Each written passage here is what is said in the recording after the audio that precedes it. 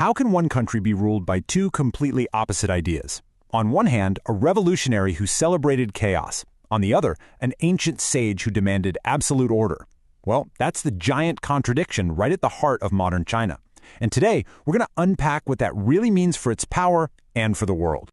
So if you really want to understand China today, you've got to get inside the head of its leader, Xi Jinping. And here's the thing. He's built his entire rule on this, fascinating puzzle. He's trying to be like two historical figures who couldn't be more different.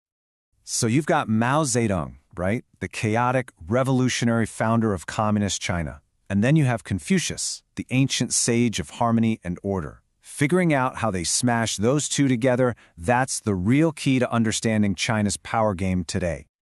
All right, so let's start with Mao.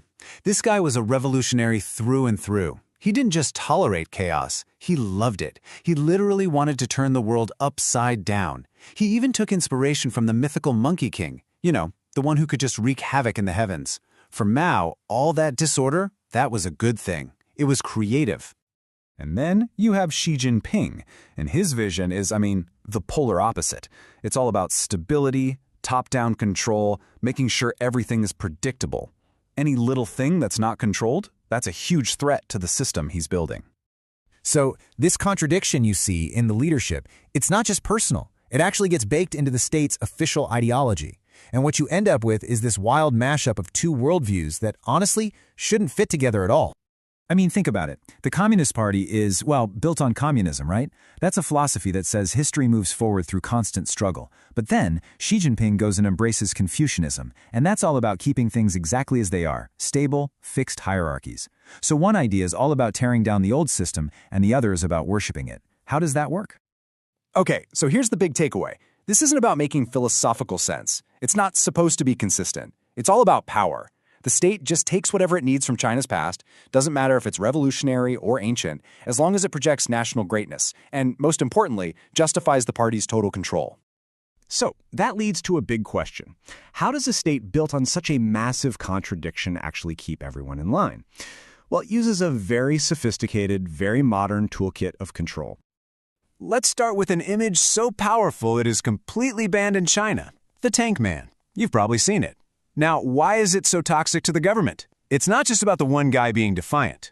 As the historian Jeffrey Wasserstrom points out, the real problem is the image makes the People's Liberation Army look like an invading army attacking its own people, not a force for stability.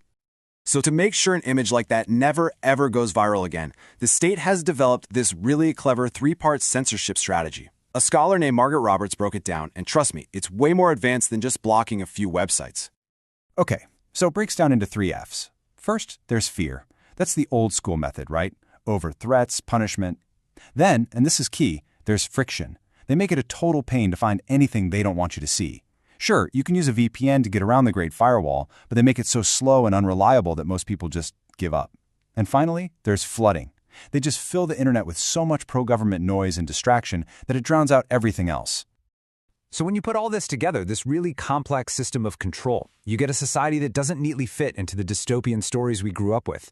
It's something else, a kind of hybrid dystopia for the 21st century. We usually think of dystopian futures in 2 main ways, right? You've got George Orwell's 1984, that's all about control through pain, fear, and Big Brother watching you. And then you have Aldous Huxley's Brave New World, where everyone is controlled by pleasure, consumerism, and just being distracted all the time. Well, here's the thing about modern China. It's not one or the other. It's both, at the exact same time. For a lot of people in the urban middle class, life can feel a lot like Brave New World. Tons of consumer choices, amazing convenience. But if you're considered a threat to the state, especially in a place like Xinjiang, it is a full-on 1984 nightmare of intense surveillance and brutal control. And you know what? This hybrid system has been unbelievably effective. But what happens when the foundation it's built on starts to crack? Well, that's the massive test China is facing right now. For decades, the Communist Party's power has been based on this unspoken deal with its people. A deal basically made after the Tiananmen Square protests in 1989. And the deal was simple. You stay out of politics, and we, the party, will make sure your life gets better and better.